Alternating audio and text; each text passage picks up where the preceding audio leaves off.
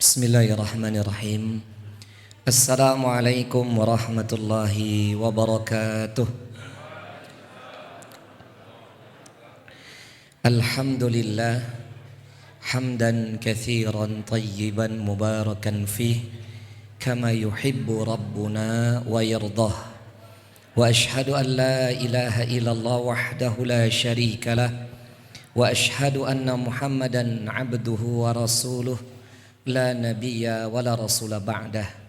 Allahumma salli wa sallim wa barik ala sayyidil mursalin wa imamil muttaqin nabiyyina Muhammadin sallallahu alaihi wasallam wa ala alihi wa ashabihi wa man tabi'ahum bi ihsanin ila yaumiddin, amma ba'd.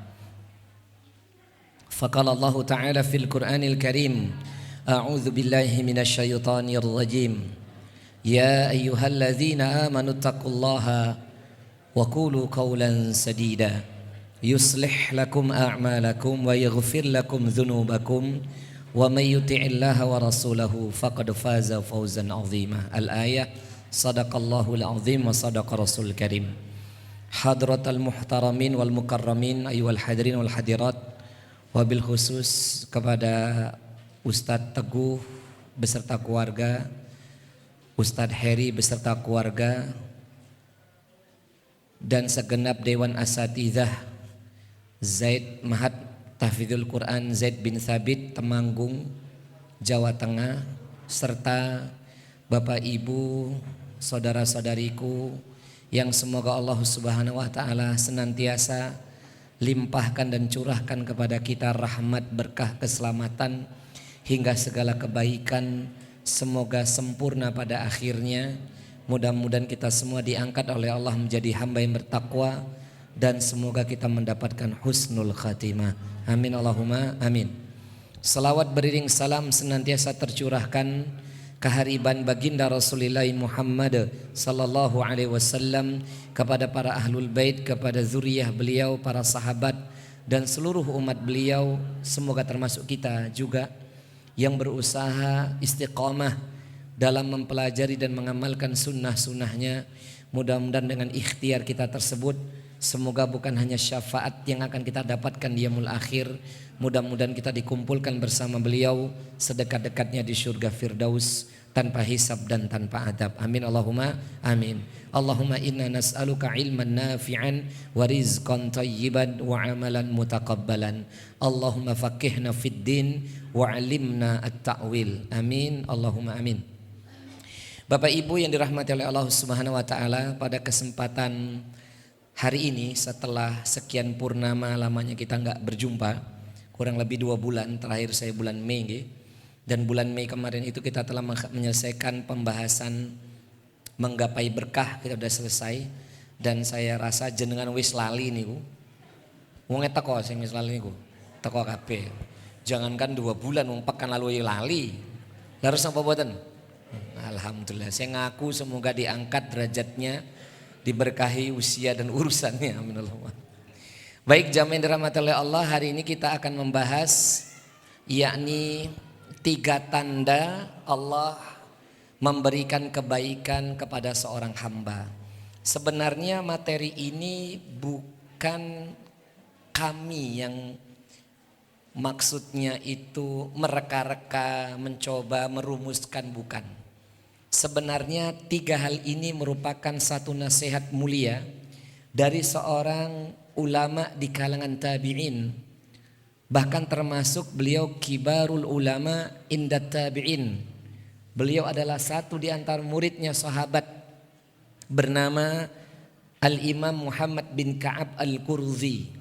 Ini namanya jarang kita dengar. Kalau Imam Hasan Al-Basri kita sering dengar, Imam Sufyan Ats-Tsauri, Imam Mujahid, Al-Imam Ibnu Mubarak, ini sering kita dengar. Tapi kalau ini memang jarang. Ternyata beliau adalah orang yang alim di antara yang alim di kalangan tabi'in, termasuk ulama salafus salih, bernama Muhammad bin Ka'ab Al-Qurzi. Beliau pernah memberikan nasihat kepada murid-muridnya, dan nasihat itu sampai kepada kita. Pak, Bu, masih di sini? 2 bulan yang lalu kita ngaji pas hujan itu toh. Ya, hujan ngantuk, nggak hujan Nah, maka baca doa. Bismika Allahumma. Nembe mulai langsung liar ya Allah ya Allah. Saya ngantuk wong teko iki. Teko kabeh iki alhamdulillah. Lanjut nggih. Apa kata Muhammad bin Ka'ab Al-Qurzi rahimallahu taala yang beliau sampaikan kepada murid-muridnya dan diabadikan di dalam kitab Az-Zuhdu karangan Al-Imam Ibnu Al-Mubarak. Beliau katakan, "Idza aradallaha bi'abdin khairan." Apabila Allah menginginkan kebaikan pada diri seorang hamba, ja'ala fihi thalatha khisalin, maka Allah akan jadikan hidupnya 3 hal. Atau Allah akan memberikan 3 hal dalam kehidupannya. Ini bukan perkataan saya ya, perkataan seorang ulama salaf di kalangan tabi'in.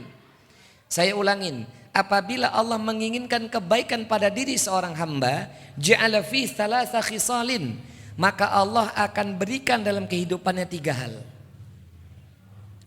Pertama apa? Yang pertama fikhan fiddin, difahamkan terhadap agamanya. Ternyata ungkapan ini tentunya sebagaimana dawuhnya Kanjeng Nabi Muhammad sallallahu alaihi wasallam. Ini bukan tanpa dalil ini Bapak Ibu. Jadi tanda yang pertama menjadi pondasi yang utama, tanda kebaikan dari Allah kepada seorang hamba di antara kita, difahamkan terhadap agama. Bukan dikayakan dunianya. Bukan jadi pejabat. Bukan jadi famous sampai gemes niku. Bukan. Gitu nggih? Le, denger ya le nggih. Tapi difahamkan agamanya. Sebagaimana dahulunya Kanjeng Nabi Muhammad sallallahu alaihi wasallam dalam riwayat Imam Muslim atau Imam Bukhari dan selainnya, kita pernah dengar hadis ini. Nabi bersabda, "Man yuridillahu bihi khairan yufaqihu fiddin." Siapa saja yang Allah inginkan baik hidupnya, baik kehidupannya, maka Allah akan fahamkan terhadap agamanya. Oke, masalah faham agama ini nanti kita akan bedah sebentar lagi. Pertanyaannya, Ustadz, apa yang dimaksud kebaikan itu akan Allah beri kepada dia? Kebaikan seperti apa di dunia? Kalau kebaikan di dunia itu Bapak Ibu, sebenarnya udah Allah Ta'ala tuangkan. Banyak ustadz-ustadz yang menyampaikan di sini, guru-guru kita itu telah Allah sampaikan itu. Tanda-tanda kebaikan, maksudnya kebaikan apa yang diterima, endingnya apa Bapak Ibu? Endingnya itu yang dikatakan hidupnya baik itu sebagaimana dauhnya Al-Imam An-Nawawi di dalam kitabnya Riyadhus Shalihin. Beliau pun telah memberikan informasi itu kepada kita. Ya. Tapi sebelum saya sampaikan apa yang disampaikan beliau, yakni Bapak Ibu yang dirahmati oleh Allah, ending dari kebaikan hidup seorang hamba adalah husnul khatimah. Paham gak? Husnul khatimah. Itu endingnya. Akhir perjalanan kebaikan hidup itu pasti husnul khatimah. Lah, yang selaras dengan perkataan Muhammad bin Ka'ab Al-Qurzi tadi di mana Ustadz? Kok dibilang Allah kalau udah sayang sama seorang hamba, kebaikan akan diberikan, Allah akan berikan 3 hal dalam kehidupannya. Yang pertama, faham terhadap agama. Lah, faham terhadap agamanya nih saya can stop dulu sampai di sini. Dalil Qur'annya dulu kita lihat. Yakni dalam surah An-Nahl ayat 97. Surah apa? An-Nahl ayat pinten? 97. Yang nanti kehidupan yang baik itu husnul khatimah.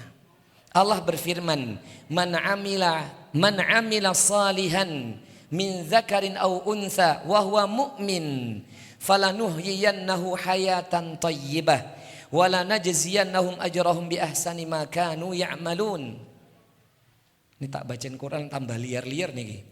Buatan nggih?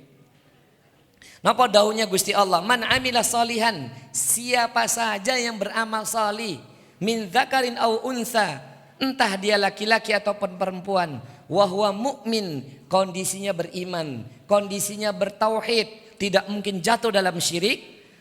Apa kata Allah Ta'ala? Falanuhyiyannahu. Fa-nya di sini kalau kita belajar bahasa Arab dan ngerti tafsir, fa-nya ini bermakna apa? Disegerakan sama Allah. Enggak pakai luding, enggak pakai nanti-nanti. Falanuhyiyannahu, lamnya lam taukid.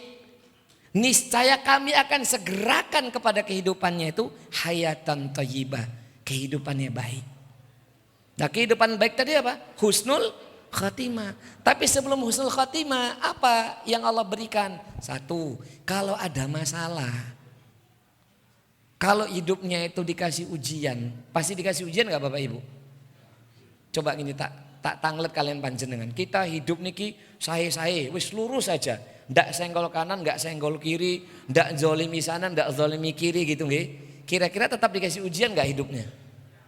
Kasih kan kak? Dikasih boten? Ya kayak saya lihat jenengan ngantuk itu kan ujian buat saya itu. Leres napa boten? Iya. Kita nggak ngusilin kanan kiri, nggak ganggu teman, nggak zolim, pasti datang ujian hidup, betul nggak sih? Ya, lah itu dikasih apa? Dikasih solusinya. Itu tanda hayatan thayyibah. Yang jenengan sering dengar itu wa may yattaqillah yaj'al lahu makhraja. Pertanyaannya, pantaskah kita dikasih makhraja ketika diuji? Tanda tanya tuh. Kan ayatnya berikutnya apa lagi setelah diberikan solusi dalam setiap masalahnya apa? Diberikan kecukupan dalam segala urusan hidup dunianya.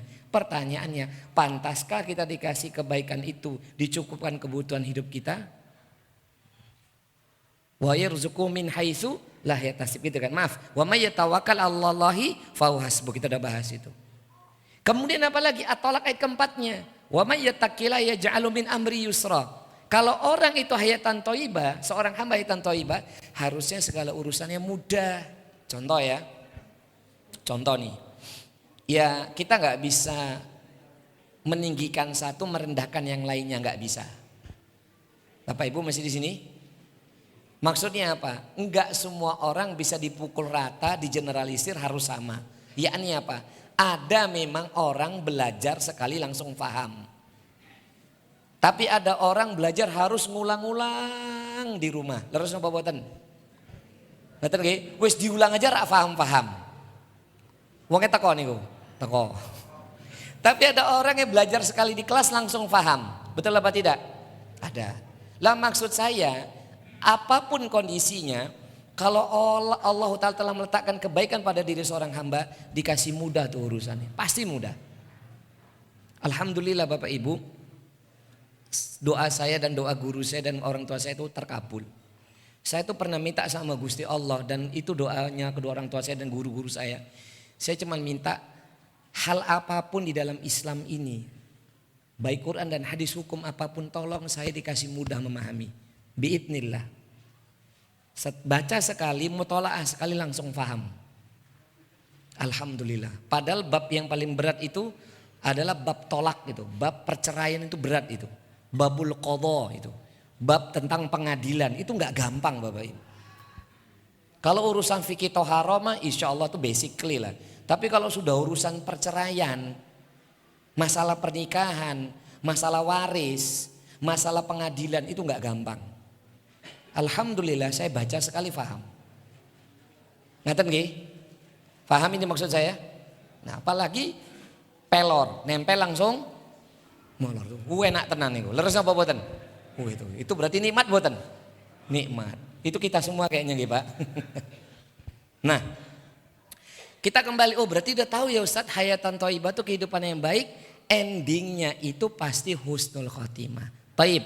Kalau mau dikasih kebaikan-kebaikan itu, kata Muhammad bin Ka'ab al-Qurzi, sebagaimana hadis Nabi, faham terhadap agamanya. Lah faham ini gimana Ustadz? Kata para ulama, faham itu pada 3 poin. Kalau seorang di antara kita faham terhadap 3 hal ini, berarti dia betul-betul diberikan pemahaman terhadap agamanya. Pertama, saya rasa panjenengan pun ngertos lah. Ya nanti akan saya sandarkan kepada Al-Quran. Kita saksikan jeda iklan berikut ini. Alhamdulillah. Kopiku tekoi, alhamdulillah. Jazakallah khairan. Ya ini apa Bapak Ibu? Seseorang dikatakan faham agama ketika satu, dia ma'rifatullah. Dia mengenali Allah. Pertanyaan yang muncul, sudahkah kita betul-betul mengenal Allah? Sudah belum Pak Bu? Sudah kenal Allah belum? Sudah. Nek dibilang sudah tak jawab, neng endi kenalane? Betul nggak kita sudah ma'rifatullah, betul-betul mengenal Allah? Belum. Berarti bagaimana? Belum paham agama. Tapi Pak Ustadz kami menuju ke sana, itu yang benar. Ma'rifatullah, mengenal Allah itu panjang ya Pak. Yang kedua, ma'rifatun Nabi Muhammad sallallahu alaihi wasallam. Seorang dikatakan faham agama bukan hanya kenal Allah, dia mengenal Nabi Muhammad sallallahu alaihi wasallam. Wis ndak usah mempelajari sirah yang 25 nabi. Padahal jumlah nabi itu 124.000 nabi. Enggak semua kisahnya diceritakan. Rasul 315 rasul, enggak semuanya dikisahkan. Hanya 29 yang saya baca. Alhamdulillah, saya pernah menyelesaikan 29 kisah nabi dan rasul. Di kitab Qisasul Anbiya, Al-Bidayah wa Nihayah beberapa kitab. Ya, berapa orang di antara kita yang sudah kenal sama Nabi kita? Nggak usah atuh-atuh lah. Kita lah nih kebanyakan kita coba evaluasi. Betul nggak kita nih sudah kenal sama Kanjeng Nabi? Contoh saja. Tapi jangan tanya saya Google nggih. Jangan buka Meta AI nggih. Siapa di antara kita yang betul-betul hafal benar putra putri Nabi yang pertama sampai terakhir? Hafal nomor 1 siapa namanya sampai yang terakhir siapa namanya? Urut gitu. Istri Nabi yang pertama sampai yang ke-11, urut yang pertama dan yang ke-11 siapa? Mateng gitu. Berarti kita kan belum kenal Nabi. Belum lagi kenal bagaimana perawakan Nabi. Maka ada kitab Syami'ul Muhammadiyah. Syama'ilul Muhammadiyah, Syama'ilul Muhammadiyah itu kitabnya kalau mau belajar itu. Atau kitab-kitab ringkas yang buatannya Al-Imam An-Nawawi. Kita banyak nggak kenal Nabi kita tercinta. Padahal ini bulan kelahirannya Nabi. Dan hari ini, bulan ini juga banyak yang nggak paham juga. Maaf ya Bapak Ibu, saya buka dikit mumpung ini masih Rabiul Awal ya. Kalau yang digaung-gaungkan lahirnya Nabi tanggal 12 Rabiul Awal, sebenarnya itu ulama khilafiyah akan kebenarannya. Paham nggih Pak Bung nggih? Lahirnya hari Senin benar.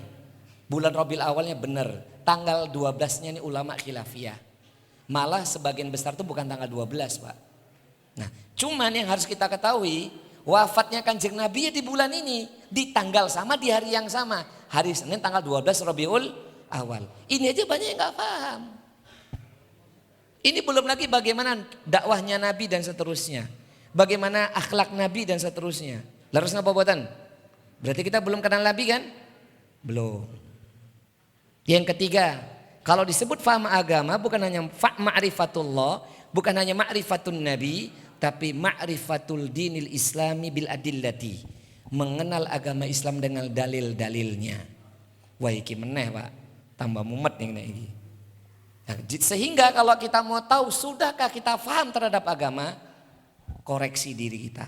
Sudahkah kita mengenal Allah? Sudahkah kita mengenal Kanjeng Nabi? Wis Kanjeng Nabi Muhammad aja lah. Dosa Nabi Isa, Nabi Musa, Nabi Ibrahim, boten usah wis. Sudahkah kita mengenal agama Islam yang mulia?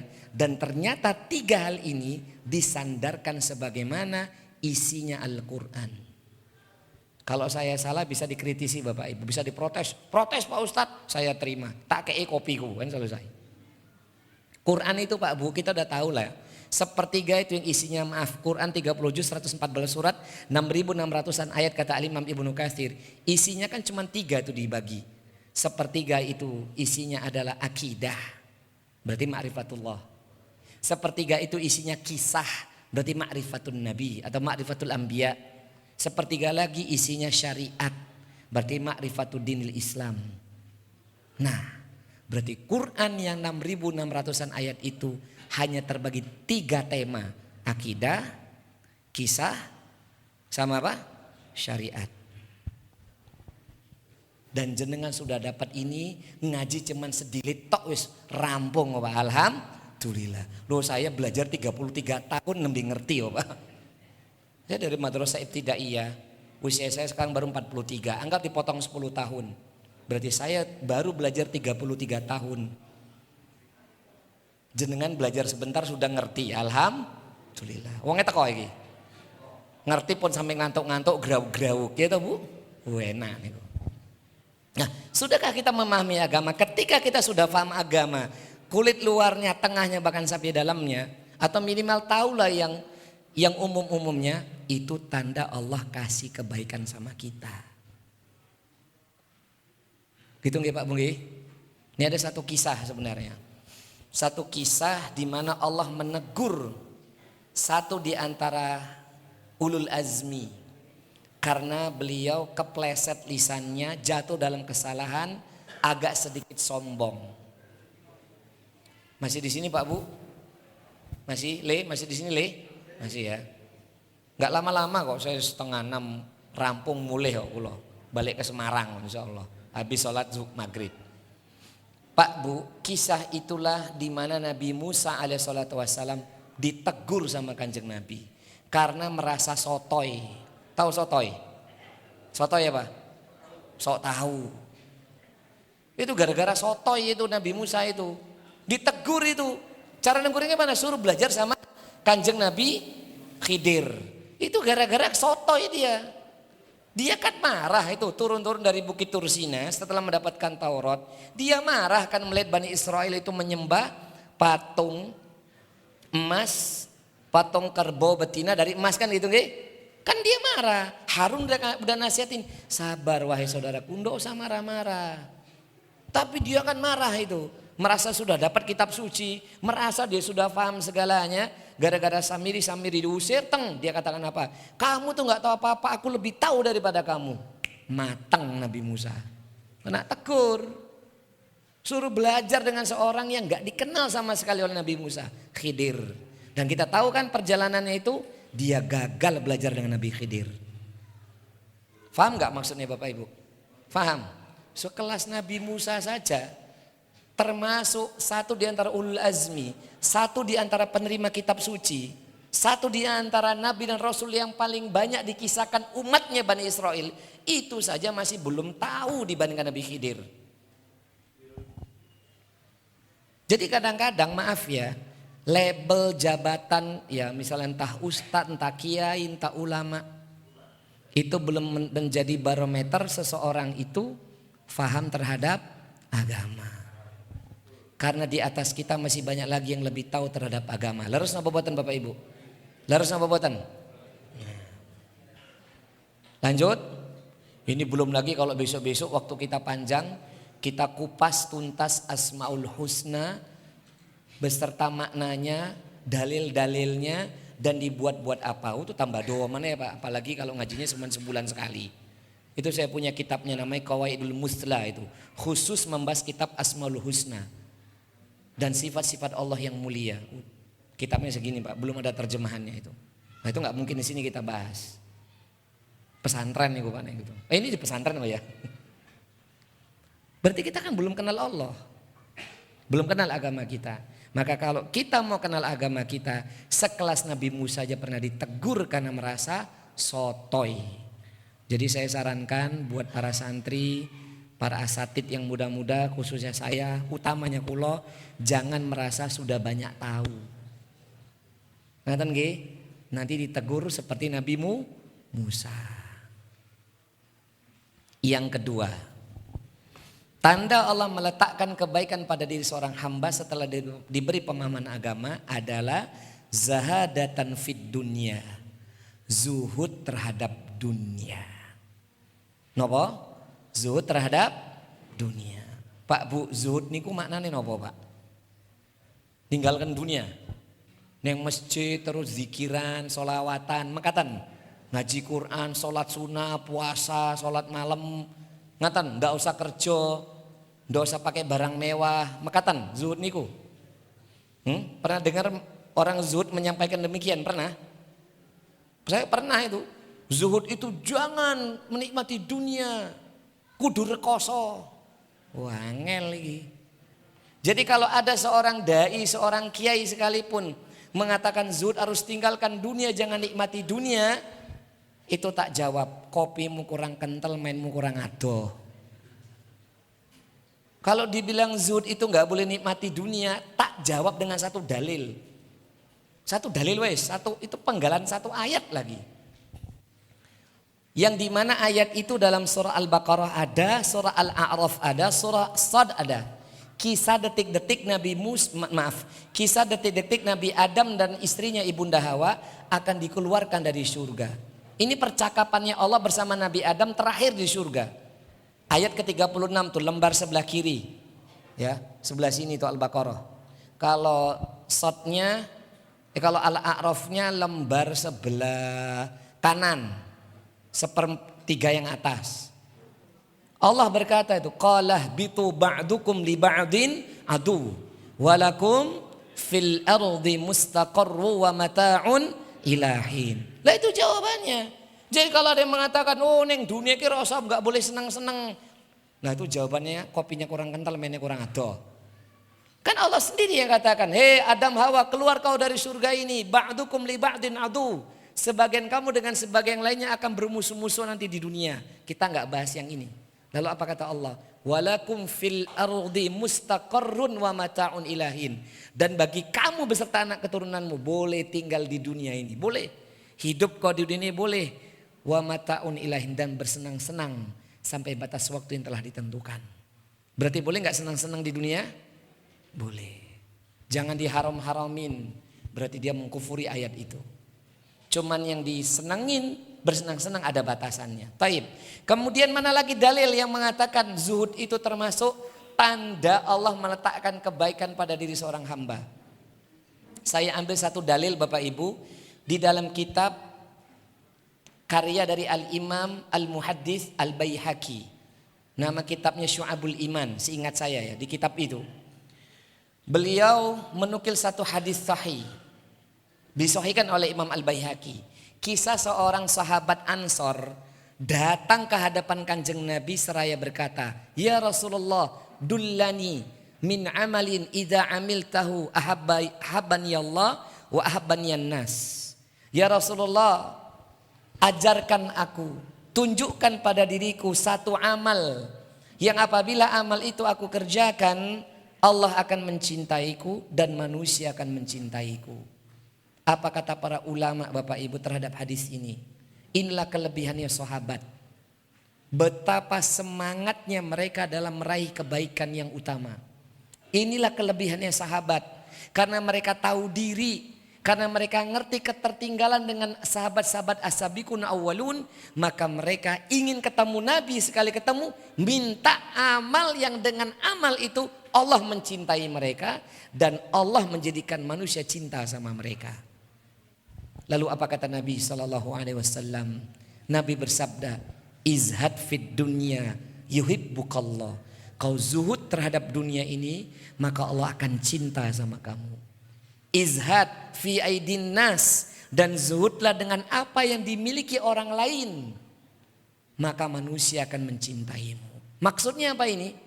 Zuhud terhadap dunia maka Allah akan cinta sama kamu. Zuhud terhadap apa yang dimiliki orang lain maka orang lain akan mencintaimu. Kita akan jelaskan makna zuhud itu sehingga sampai Allah cinta sama kita. Amin Allahumma amin. Itu bukan berarti ninggalkan dunia. Bukan berarti nggak boleh pakai barang branded. Bukan berarti nggak boleh naik mobil mewah. Bukan.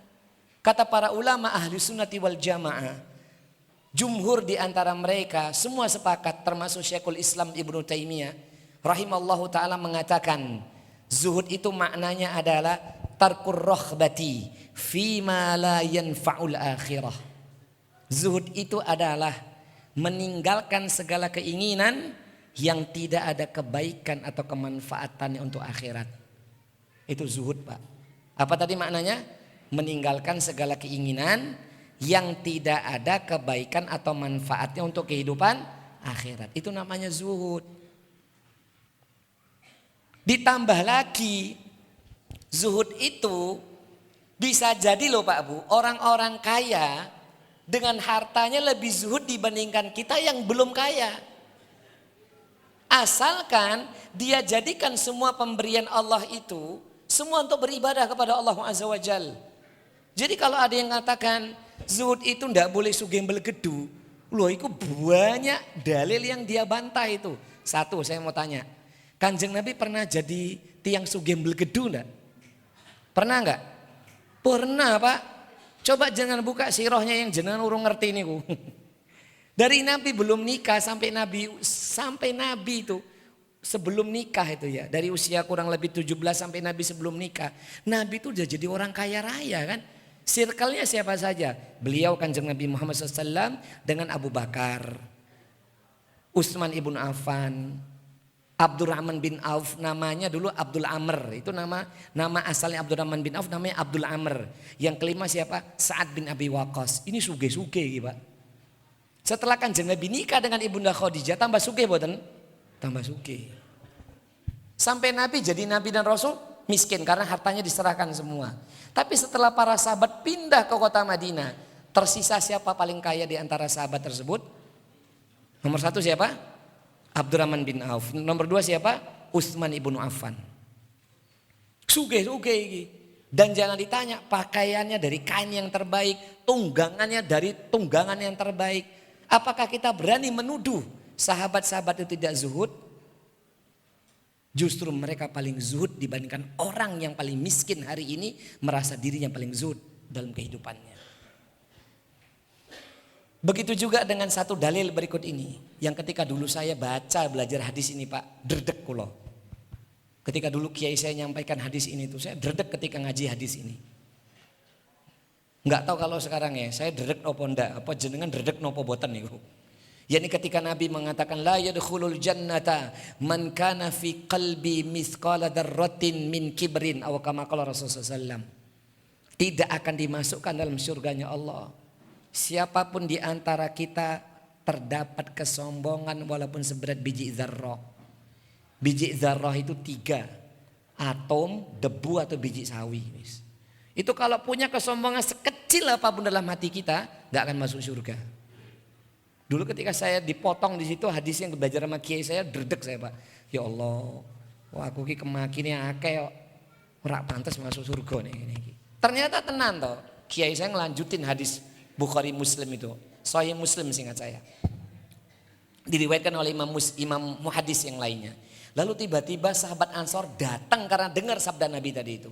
Tergopoh-gopoh saking takutnya. Apa kata sahabat ini? Ya Rasulullah. Kalau seingat saya ini ada dalam kitab Arba'in Nawawiyah hadis ini. Ya Rasulullah, apakah termasuk sombong kalau pakaian saya bagus, alas kaki saya bagus? Turunlah wahyu itu. Innallaha jamilun yuhibbul jamal. Sesungguhnya Allah itu maha indah dan menyukai keindahan. Ini menjadi dalil Bapak Ibu bahwasannya kalau panjenengan sugih mlegedu, barak mobilnya bagus, pakaiannya bagus, semua serba mahal, belum tentu itu tidak zuhud. Asalkan ketika dipakai untuk beribadah. Paham ya Bu? Bu, paham? Ya jangan sampai pakaian yang mahal, tas yang mahal itu dipakai untuk kondangan doang. Arisan, wongnya teko. Nongki cantik gitu, wongnya teko.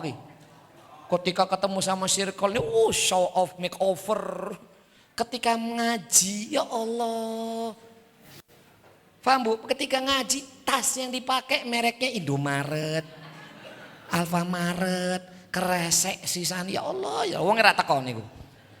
Pas urusan dunia, mewah, glowing, sampai tebel. Wong ora teko iku. Pas ngaji sumaker, sugih maca kere. Wong ora teko niku. Maka kalau panjenengan sugih, kerahkan harta itu untuk beribadah kepada Allah, itu namanya zuhud. Kalau punya barang bagus, pakai untuk ngaji. Punya kendaraan bagus, naikkan orang tua di kendaraan itu, bahagiakan orang tua, bahagiakan anak istri. Malah punya mobil bagus, bojo tonggone sing dibahagiakan. Angel lagi. Wongnya teko? Ditekoi, ngerti Mas. Wes. Nek jajan ke tempat sing mewah di Semarang banyak, ning Temanggung mboten enten niku. Nek jajan sama kanca-kanca tempat sing prestis, sing larang, giliran bojone warteg.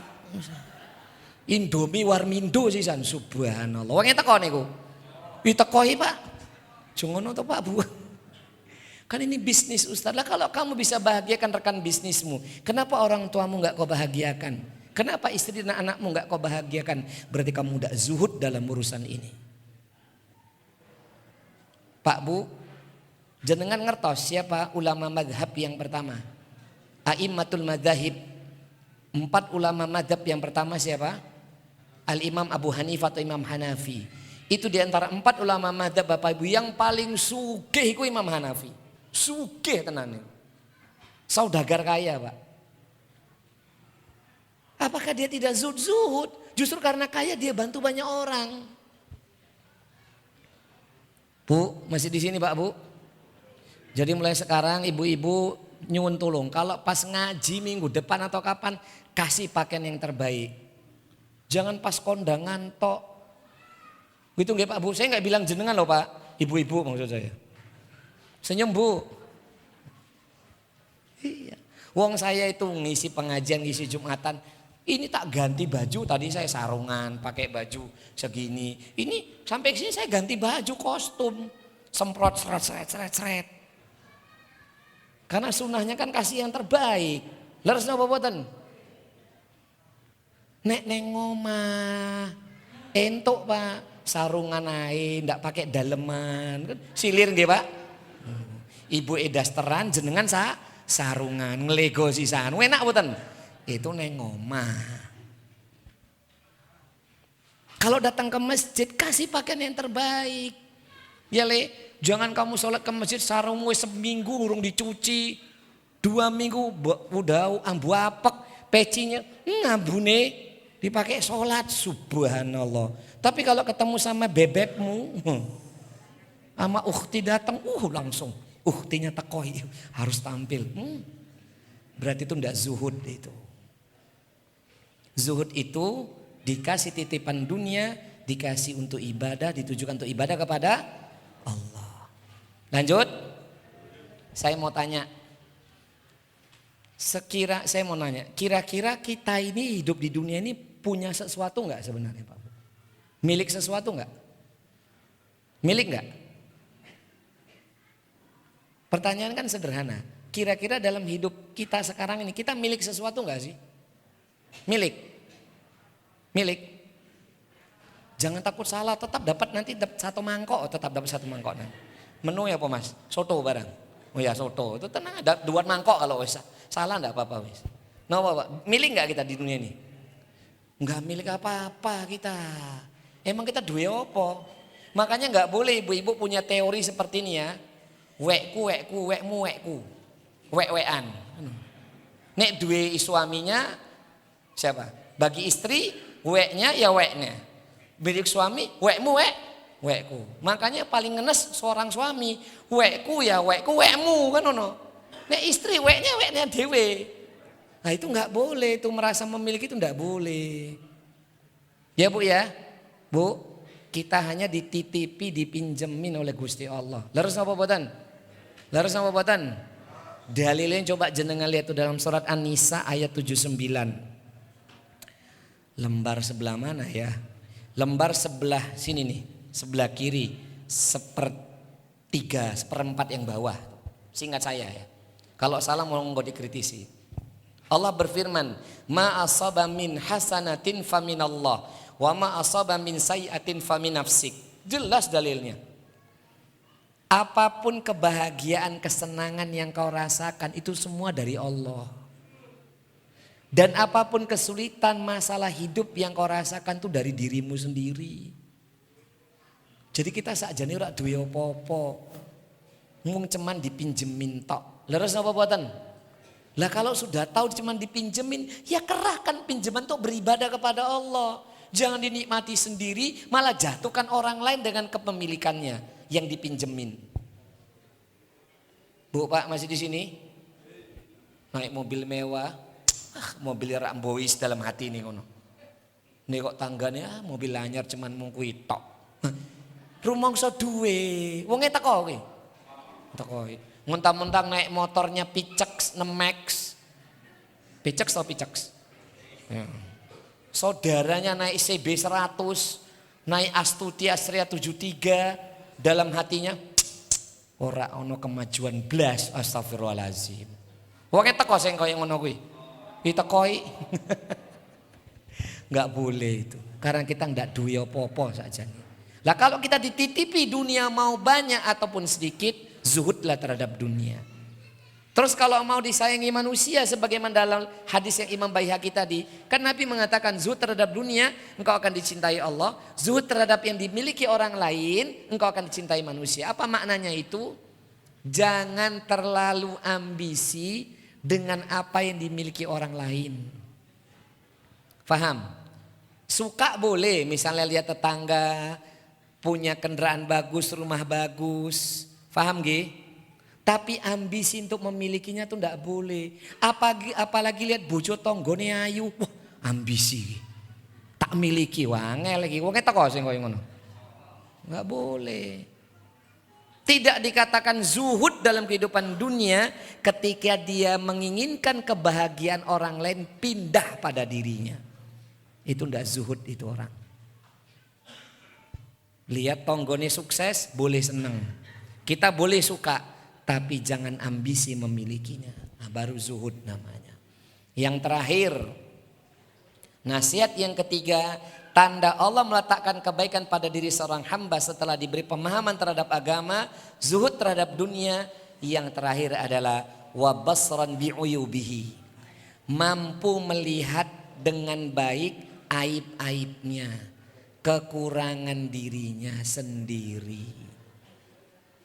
Saya ulangin Pak Bung tanda yang ketiga kalau Allah ingin meletakkan kebaikan pada kehidupan seorang hamba, dia mampu melihat aibnya sendiri, kekurangannya sendiri. Bukan aib orang lain. Karena ada wong neng jobo kono, neng kono lho Pak, neng kene ora ono. Nek urusan aib tonggone khatam. Urusanku yo aku khatam. Duwe kartune kula niki. Tetanggoku yo ngerti kabeh. Semua urusan tanggonya ngerti dari ujung ke ujung, tapi aibnya sendiri ndak ngerti blas. Nauzubillah, summa nauzubillah min dzalik. Bu kok jenengan kok wajahnya cemberut to Bu, Pak? Mbok sing senyum mekrok ngono ki lho. Tersinggung jenengan. Nah, kalau tersinggung ya berarti hidayah itu namanya. Lho yang ngaji kan kudu tersinggung, leres napa boten? Ngaji kudu merasa dioncein, leres napa boten? Nek ngaji kudu seneng panggil pelawak mawon kan ngoten. Lho ustadznya nyindir aku, kula ndak kenal jenengan kok Pak. Kalau itu ngepaske kehidupan panjenengan berarti hidayah niku. Alhamdulillah. Jangan sampai jadi orang mukmin hidup sekali di dunia ndak kenal dirinya sendiri, itu nyesek itu berarti. Tapi urusan orang lain khatam. Pak kuwi kenal Pak Paijo kenal banget ini bojonya sing 10 gitu. Wah ngalang. Malah ngerti barang kok. Kuwi pegat-pegatan terus malah khatam dia. Tapi aibnya sendiri orang ngerti belas. Apalagi ternyata si fulan ini menjadi ketua umum Ahlul Ghibah wal Jamaah chapter Temanggung. Wah, mateng itu Pak tenan wis. Wong ora teko niku ya Bu, ndak teko to Bu? Ora ono ning Temanggung alhamdulillah. Neng gemoh ra ono alhamdulillah. Gemoh iki sae sedanten amin Allahumma amin. Senyum to Bu. Nah, Ustadz mana dalilnya orang yang mampu melihat aibnya sendiri? Ada 2 dalil minimal. Dalil yang pertama saya lupa periwayat hadisnya, Imam Turmidzi, Imam Nasai atau Imam Muslim atau Imam Ahmad, di antara keempat ini. Antara Imam Ahmad, Imam Nasai, Imam Turmidzi atau Imam Muslim, saya lupa nih. Siapa periwayat hadis, tapi hadis ini sahih. Nabi pernah mengatakan innal mu'mina idza ra'a dzambahu, sesungguhnya orang mukmin ketika melihat dosa-dosanya itu seperti dia berdiri di bawah bangunan yang tinggi, dia takut tertimpa batu dari atas kepalanya. Itu orang mukmin tuh, ketika melihat dosa-dosanya. Jadi takut dia suatu saat tertimpa batu dari atas kepalanya. Wal munafiqo, sedangkan orang munafik enggak. Idza ra'a dzambahu, ketika dia melihat dosanya itu seperti lalat yang nempel di hidungnya. Ketok napa boten? Ceton apa boten? Enggak. Itu kalau pepatah Indonesia Bapak. Semut di ujung apa? Lautan, ceto welo-welo, gajah di pelupuk mata. Lagi orang munafik berarti. Daunnya Kanjeng Nabi loh, bukan daunnya saya. Ditambah lagi Kok bisa Ustadz tanda kebaikan seorang hamba itu dia mampu melihat aibnya? Itu sebenarnya sudah Nabi informasikan. Bahkan itu sudah kita amalkan. Bagi kita yang sudah suka ngaji, kita sudah ngerti itu. Dibaca Kanjeng Nabi sekali di pagi hari, dibaca Kanjeng Nabi sore sekali. Nggak sore boleh, ba'dal maghrib boleh, diqadha ba'dal isya boleh. Itulah penggalan bahkan intisari dari Sayyidul Istighfar. Di Sayyidul Istighfar itu loh Pak Bu, yang Allahumma anta rabbi, itu isinya kan ngajarkan kita supaya mengenali aib kita. Mana kalimatnya Ustadz? 3 kalimat di situ. 1, a'udzubika min syarri ma sona'tu. Ya Allah, aku berlindung kepada Engkau dari buruknya tingkah lakuku. Tuh. Jadi kalau kita hari ini baca zikir pagi sore, Sayyidul Istighfar, kok kita ndak ngerti maknanya? Yo pantes. Masalah uripe ku bulet wae ning kono. Enggak pernah ada penyelesaiannya. Nauzubillah, summa nauzubillah min dzalik. Pantes rodok kemaki wonge. Nek delok wong sing beda ora di atas sunnah. Wah. Wonge teko sing koyo ngono. Teko, padahal awake dhewe akeh dosane. Betul apa ndak? Itu kalimat yang pertama. Kalimat yang kedua, Abu ulaka bi ni'matika alayya. Dan aku mengakui ya Allah betapa banyak nikmat yang telah kau berikan kepada aku. Orang kalau mengerti aibnya dia tahu kenikmatan yang Allah beri banyak banget. Ketika maksiat aja masih dikasih nikmat. Betul apa tidak Bapak Ibu? Betul enggak? Contoh ya, contoh nih contoh. Termasuk saya lah. Siapa sih yang enggak pernah kena fitnah terhadap handphone ini? Betul enggak? Pas nonton berita tiba-tiba muncul iklan. Jos tempat dundung jos. Mania apa tuh? Mania manuk mania apa tuh? Oh ya, pokoknya yang ulat-ulat kicau malah ngerti ngene. Tiba-tiba muncul orang joget-joget kayak ulat keket gitu. Ya coba siapa sih di antara kita yang tidak pernah kena fitnah dengan gadget ini, ya kan? Betul apa enggak? Tiba-tiba dideloi astagfirullah, tapi dideloin terus astagfirullah. Wah kita nandan dan ngorak pantas, dideloi malah nikmat. Ngapain Pak? Ora apa-apa. Wong era teko. Saya pernah buka aplikasi Shopee ya, di handphone saya itu enggak ada Shopee Plus itu. Kan ada Shopee Live itu ya. Sing muncul ki yo elo mbak-mbak glowing kabeh. Make upan rata-rata kok yang live Shopee itu kok wedok semua nggih. Sekali laki boti malah. Bencong malah subhanallah kaum Sodom tenan. Wis. Angel iki. Lagi kan kita kan sudah dosa tok ini enggak Allahu Akbar. Lah maka orang yang tahu aibnya dia ngerti. Pas lagi maksiat aja masih dikasih nikmat. Contohnya apa? Ketika nonton tuh ya orang mandek-mandek, matanya masih melihat, masih bisa nafas. Ya kan? Internetnya rak pedot. Ketika pedot mampir tonggone wifi, wong teko kuwi. Tekoi. Masih dikasih nikmat loh ketika maksiat. Coba habis ngaji dongo mangan, nikmat buatan. Walhamdulillah. Kalimat yang ketiga, wa abu ulaka bizambi, dan aku mengakui ya Allah betapa banyak dosa-dosa yang pernah aku kerjakan. Nah ini menjadi dalil Bapak Ibu. 3 kalimat ini harusnya seorang mukmin mengenali aibnya sendiri. Maka demi Allah Bapak Ibu, ulama salaf berkata, kurangilah rasa ingin tahumu terhadap saudaramu, maka akan berkurang ghibahmu. Tak ulangin. Kurangilah rasa tak ingin tahumu kepada saudaramu, maka akan berkurang ghibahmu. Bahasa anak sekarang, jangan suka kepo urusan orang lain. Nanti jadi wong julid sak dunia raya. Betul apa enggak? Ya Allah lele.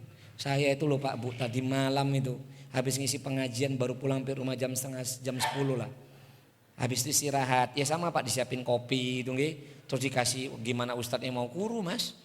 Malam kayak nasi goreng babat sisan, waduh alhamdulillah. Ya toh, habis itu saya difoto, cetek sama jamaah. Ternyata sebelah saya itu yang bapak-bapak dirubah sebelahnya mbak-mbak, subhanallah. Pakai AI itu loh. Dan AI-nya AI yang premium sisan, yang dia bayar mahal itu. Jadi kayak nggak AI belas itu. Loh, iso koyo ngene. Oh, bahaya kini disebar. Udah tak share di grup Pak Ustadz, wah mumet aku. Ayo sisan sebelahku. Padahal sebelah saya siapa? Bapak-bapak. Ngerti nggak maksud saya? Kan udah segitunya loh sampai dia cerita. Oh bisa buat film pendek Ustadz, tergantung aplikasinya. Saya beli yang sekian Ustadz. Itu real Ustadz, kayak betulan. Ya Allah, apalagi handphone dia yang mahal itu. Ya, ini dunia Pak. Makanya kalau kita ini tahu aib kita ini tuh ya Allah, kita beruntung Pak. Saya mau tanya sama jenengan. Ngaku aja kita. Dosa kita kathah napa boten? Amal kita sithik napa boten? Wes sithik akeh cacate sisan, betul apa ndak? Lah ya wis, berarti jeneng wis ngerti aibnya jenengan wis. Maksud saya, kalau kita wis ngerti aib kita, ndak usah ngurusi wong liyane. Paham? Bertos nggih Pak Mugi? Urusi diri sendiri. Mana dalilnya? Ya ayyuhalladzina amanu qu anfusakum. Tuh khususnya bapak-bapak itu. Hei orang beriman, jaga dirimu dan keluargamu dari api neraka. Ndak usah ngurusi rumah tangga wong liyane. Urusan kita sama Allah terhadap diri kita, istri, anak-anak kita, saudara kandung kita, orang tua kita itu ndak selesai Pak Bu. Ini kadang-kadang lucu ya Pak Bu. Pak RT bukan, Pak RW bukan, tapi paling khatam urusan tonggo nih. Angel lagi. Enggak ngurus pesantren tapi paling ngerti tentang santri. Subhanallah.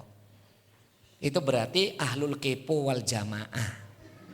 Napa Pak Bu nggih? Ahlul kepo wal jamaah. Baik. Inilah 3 bukti atau tanda kebaikan yang Allah akan berikan pada diri seorang hamba ketika dia faham terhadap agamanya, zuhud terhadap dunia ini, dan mampu melihat aibnya sendiri. Saya tutup dengan nasihat kiai kami. Dan itu sebenarnya implementasi dari kitab Ta'lim Muta'allim. Ta'limu Muta'allim. Itu kitab yang kami pelajari ketika dulu mondok ya Pak Bu. Pak Bu, kalau kita sebagai seorang murid, sebagai seorang santri, itu wajib punya doa seperti ini. Apa itu? Ya Allah, tutupilah segala aib dan kekurangan guru-guruku. Tampakkan yang baik-baik saja. Dan lupakan segala kekurangannya. Itu wajib bagi seorang murid. Paham? Jadi yang ditampakkan itu hanya kebaikan saja. Begitu juga saya Pak Bu. Dari awal saya menikah dengan istri saya, dan saya juga berdoa untuk guru-guru saya ketika saya belajar, dan saya berdoa untuk murid-murid saya nggak mau ditampakkan aib-aib mereka. Kalaupun tampak dikasih tahu Allah, aib itu saya minta lupakan dalam hati dan pikiran saya. Tolong ya Allah, tampakkan saja kepada diri saya kebaikan istri saya, anak-anak saya, guru-guru saya, murid-murid saya. Saya nggak mau melihat keburukannya sedikit pun. Makanya ketika saya diperlihatkan oleh Allah keburukan murid saya atau jamaah saya di pengajian, pas ngantuk tak kon moco doa bismika Allahumma. Nah, itu carane Pak. Ngaten nggih? Sekarang belajar Bapak Ibu berdoa sama Allah. Ya Allah, tampakkan saja aib-aib saya untuk diri saya. Aib orang lain saya nggak mau lihat. Kalaupun terlihat, saya ingin lupakan dalam hati dan kehidupan saya. Khususnya ibu-ibu nih yang paling berat. Karena wanita pada umumnya ahli sejarah. Betul nggak Bu? Ahli sejarah boten Bu? Ngaku boten? Walhamdulillah.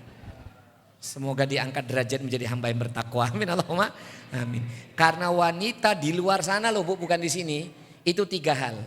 1, kalau saya salah boleh diprotes Bu. 1, wanita di luar sana loh ya. 1, selalu mengingat kebaikan yang diberikan dia ke orang lain. 2, selalu mengingat kesalahan orang lain yang diterima olehnya. 3, sangat lupa kebaikan orang lain kepada dirinya. Utamanya orang lain itu pasangannya sendiri. Ya kan? Apa yang dia berikan ke suaminya, eling. Rasa sakit diterima suaminya, eling banget. tapi kebaikan suaminya yang banyak lupa. Neng jobo kono lho Bu wong ngene ora ning kene. Itu kalau ada masalah aku sih kelingan Mas. Biyen kamu itu loh tanggal sekian jam sekian pernah nyakiti hatiku. Sampai kebaikannya hilang semua. Lah itu rata-rata wanita. Tapi kalau itu terjadi pada laki-laki, maka saya jawab, berarti laki-laki ini ikhwan bermanhaj akhwat. Berarti laki-laki seperti perempuan. Insya Allah digemoh boten enten. Amin Allahumma amin. Mungkin ini dulu yang bisa kami sampaikan, semoga bermanfaat. Sudah 17.32, saatnya kita berdoa sambil nanti menyantap hidangan yang telah disiapkan. Semoga kita diberikan banyak kebaikan dalam kehidupan dunia dan akhirat kita. Semoga Allah Azza wa Jal khususnya memberikan kebaikan dan keberkahan buat keluarga besar pesantren Tahfidzul Quran Zaid bin Sabit serta warga Gemoh. Semoga berkah barokah dunia dan akhirat. A'udzubillahi minasyaitonirrajim. Bismillahirrahmanirrahim. Alhamdulillahi rabbil alamin. Hamdan syakirin, hamdan na'imin, hamdan yuafi ni'amahu wa yukafi'u mazidah. Ya Rabbana lakal hamdu kama yanbaghi li wajhikal karimi wa 'azimi sultanik. Allahumma salli wa sallim wa barik ala nabiyyina Muhammad wa ala ali nabiyyina Muhammad. Allahumma ya Allah ya Rahman ya Rahim. Allahumma ya Allah ya Ghafurur Rahim. Bi asma'ikal husna ighfir lana dhunubana wa liwalidina wa dhurriyyatina wa tawaffana ma'al abrar. Allahumma rabbana zalamna anfusana wa illam taghfir lana wa tarhamna lanakunanna minal khasirin. Rabbana ighfir li wa liwalidayya wa lil mu'minina yawma yaqumul hisab. La ilaha illa anta subhanaka inni kuntu minadh zalimin. Allahumma ij'alna minat tawabin wa ij'alna minal mutatahirin. Allahumma ij'alna min ibadikal mukhlisin wa min ibadikal sabirin wa min ibadikal muttaqin. Allahumma ya muqallibal qulub tsabbit qulubana ala dinik wa ya musarrifal qulub sarrif qulubana ala ta'atik. Allahumma barik lana fi rizqina wa barik lana fi umrina wa barik lana fi ahlina. Allahumma yassir lana kullal yasir umurana fid dini wad dunya wal akhirah. Rabbana hab lana min azwajina wa dhurriyyatina qurrata a'yuni waj'alna lil muttaqina imama.